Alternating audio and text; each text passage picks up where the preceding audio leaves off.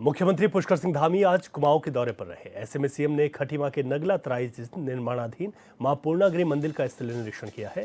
CM ने कार्यदायी संस्था को गुणवत्ता का विशेष ध्यान रख मंदिर कार्य को जल्द पूरा करने के और मंदिर में पानी शौचालय की व्यवस्था करने के निर्देश दिए हैं।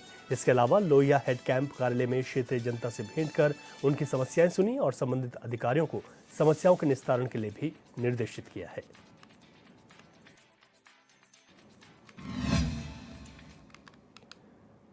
अल्मोड़ा स्थित डोल आश्रम में श्री पीठम स्थापना महोत्सव का आयोजन किया गया, जिसमें प्रदेश के मुखिया पुष्कर सिंह धामी शामिल हुए।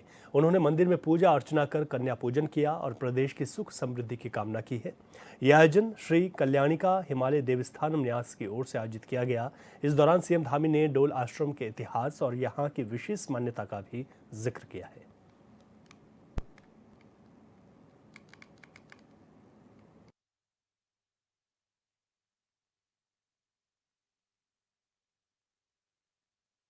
इस मातरम के माध्यम से होता है, जो हमारे प्रदेश के सांस्कृतिक प्रदेश के लिए यह अत्यंत महत्वपूर्ण है।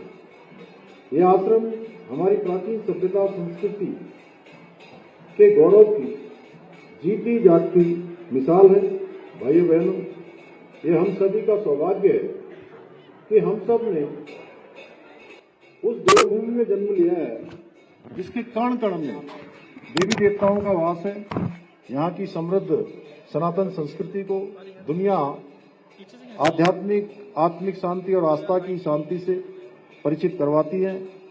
आदरणीय प्रधानमंत्री श्री नरेंद्र मोदी जी के नेतृत्व में हमारी सरकार देवभूमि उत्तराखंड की इस महान सांस्कृतिक विरासत को संरक्षित रखने के साथ साथ हमारे पौराणिक स्थलों के पुनर्निर्माण के लिए भी संकल्पबद्ध होकर काम कर रही है।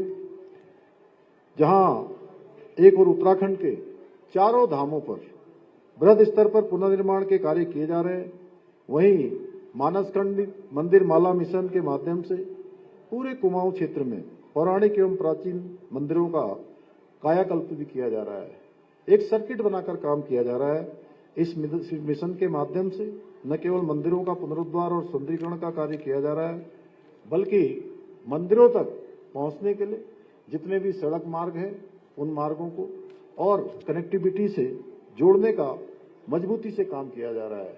जहां हमारे भारत सरकार के मंत्री भी, हमारे लिए बड़ा सौभाग्य है कि अभी पिछले 4 दिन पहले ही हमने भारत सरकार में बैठक की थी और अनेक सड़कें और अनेक जो हमारे भविष्य के प्रोजेक्ट हैं उन सभी प्रोजेक्टों को सहमति भारत सरकार के स्तर पर मिली है। मैं इसके लिए भाई अजय टमटा जी का भी, नितिन गडकरी जी का, हमारे प्रधानमंत्री जी का बहुत धन्यवाद करता हूं। इतना ही नहीं, मानसखंड मंदिर माला मिशन के अंतर्गत यात्रियों को ठहरने की व्यवस्था तथा पार्किंग आदि की सुविधाओं को और अधिक बेहतर बनाने की दिशा में भी अनेक कार्य आगे किए जा रहे हैं। भाइयों बहनों, अपनी सांस्कृतिक विरासत के संरक्षण के साथ ही हमने राज्य हित में कई ऐतिहासिक निर्णय लिए हैं। एक और जहां हमने प्रदेश में सबसे पहले हमको देवभूमि उत्तराखंड को एक गौरव प्राप्त हो गया कि समान नागरिक संहिता को लागू करने का ऐतिहासिक कार्य किया है। वहीं हमने प्रदेश में देश का सबसे प्रभावी नकल कानून लागू किया है और लागू होने पर पिछले 3 वर्षों में 23,000 से भी अधिक युवाओं ने सरकारी नौकरियां प्राप्त करने में सफलता प्राप्त की है। भाइयों बहनों, आप सभी को याद होगा पहले किस प्रकार से आए दिन नकल के मामले हमारे सामने आते थे।